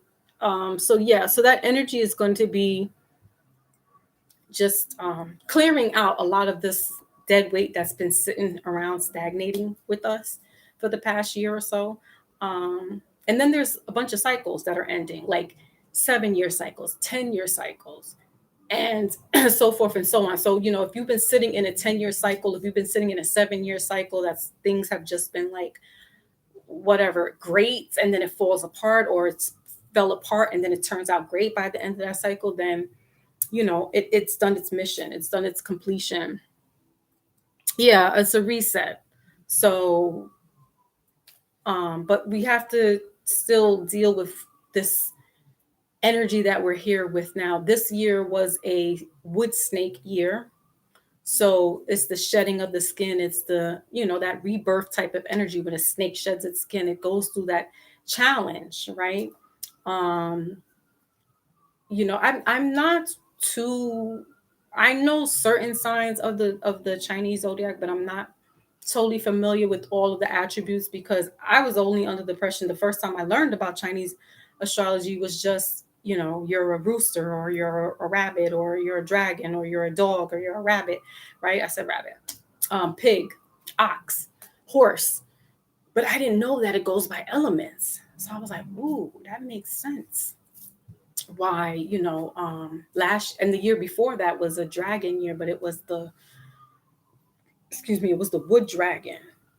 And the fire, like, you have to remember that certain elements just don't go together either, right? So being that next year is a fire horse, any person that's born in that zodiac that is of the fire element will thrive, you know um better. Not to say that the other ones won't, some won't at all, and others will. But if you're specifically a fire energy, you will do well.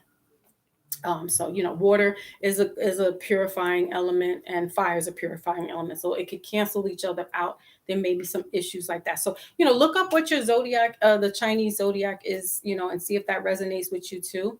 I take all that. I take all different aspects. Like, I just don't rely on one system. I like to go and encompass all of the systems because it's all around us.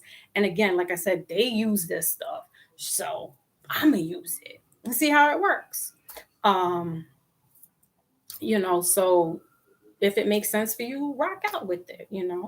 Listen, I wasn't rocking out with my zodiac until it was the year of the dragon. And I was like, eh. But then it was a wood dragon. And I was just like, oh, that's not working for me. like, mm, wasn't. But yeah, it's good to know all this stuff. It really is. So, with all that being said, if I'm not missing anything else that happened in 2025, I think I kind of covered it. I mean, the beginning of the year was crazy. We had a lot of deaths. We had a lot of unexpected deaths, like as far as like in the collective, right? Entertainment. Um, what else? I mean, that happens, right? People die. Um, yeah, I can't really think. Nothing really else stood out for me as far as like what was significant besides the whole. It was more like entertainment. That really just was like okay. Um, so also be on the lookout in the post section or the community section where I'll be letting people know about any changes with the website because I'm going to be changing on my what to do the personal readings. Nothing crazy. If anything, it's going to be enhancing for the personal readings right now. The year has come to an end, so I'm not taking any personal readings. Um, but in January, I will keep you posted because I actually may open up another day. So instead of the 2 days, I'll be doing 3 days, but I have to kind of play it by ear. I probably won't be doing that until maybe February or March. So, but just be on the lookout for that. Make sure you have your notification bell up so you are aware and alerted of anytime there are changes to the channel or to the website. When I'll be taking personal readings, when I'm not taking personal readings. I will be doing so for Hurricane, I will be doing Capricorn season in the next couple of days. So stay tuned for that. All the goats, all the capos, fall in line, come on in. Because I'll be doing that for all the signs for Capricorn season. And that's pretty much it. There's nothing else um, so significant on my end of anything happening. Also, if I'm not posting here on YouTube, check my the Instagram page, Foxy Moon _ premieres. and you can see there, if there's if I left anything there. Um, I go back and forth leaving messages when I can, try to cover my bases as best as possible. So I'm not leaving anything out. But bear in mind that I don't check that Instagram page too often. Like it's like takes me like maybe 2 days or so I get back to people. Um, but nonetheless, still hit me up. Um, if anything, you're interested in getting a reading, you can go to my website and book that. Not now, because it is the end of the year. I'm not taking readings right now. Um, and the calendar is closed for that. But yeah, I will be reopening the calendar. I have to look at, my days. I do want to open another date up, but I got to see what day is good for everybody here with me in the house. And there's some big, changes in my house. So we'll see. I'll keep you posted. But for sure, it's Thursdays and Fridays for right now. All right. So I salute everybody that came through. My pink sugar, thank you so much for blessing me with your presence. And Mr. King Corey, thank you again as well. Um, my Wally, holding it down from the jump street. Thank you, thank you, thank you. And everybody that couldn't make it and catching this replay, Brother Hurricane, Brother Casino, my brother Smitty came through as well. I appreciate you all. Um, Miss Sharon, I love you and dearly, dearly, infinity and beyond. Thank you so much, you guys. This has been a good year, though, despite all the setbacks and the heartaches and heartbreaks and things of that nature. Like, there is a silver lining to all of this. We're here, right? We made it to another day. People can't wake up and see the sunlight. You know what I mean? So don't take anything for granted. Love yours, like J. Cole said, appreciate what you have, even if it's the smallest things, because there's people that don't have what you have and they wish they could. If you got your family around, you may not be tight with them, but you got somebody, you know what I mean?